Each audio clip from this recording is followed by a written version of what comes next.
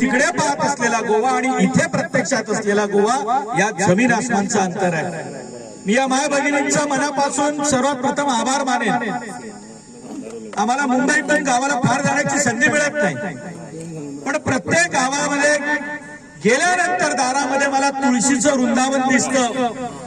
घरात गेल्यानंतर देवाचा पहिला फोटो दिसतो. जे मुंबईत राहून आम्ही महाराष्ट्रात राहून आम्हाला जे संस्कृती जपणं आम्हाला जमलेलं नाही ते तुम्ही गोवेकरांनी जपलंय. मी तुमच्या मनापासून अभिनंदन करतो. तुम्ही किती उंच महालात राहता यापेक्षा तुम्ही जनतेची काय सेवा करू शकता आणि जनतेला तुम्ही किती उपयोगी करू शकता यावर तुम्हाला या भारतीय जनता पार्टी स्थान मिळतं आणि उमेदवारी देखील मिळते. नेतृत्व सकयल आम्ही कितलेशेच तेंप जालो जो सरकार आसा तो पळयत आसा.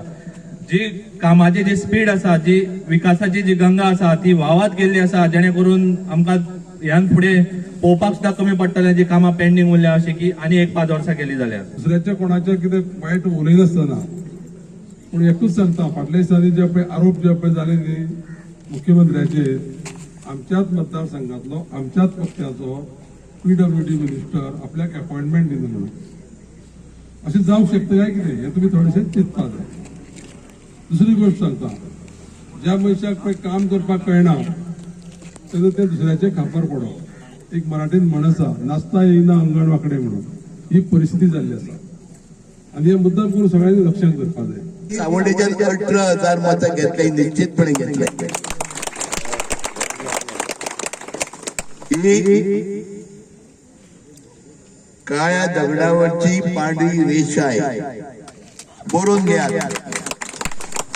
आणि सावंडेच्यान किमान 7,000 ते 8,000 मतांनी गणेश गांवकर निवडून येतलो. इथून 100% ठरलेले आसा.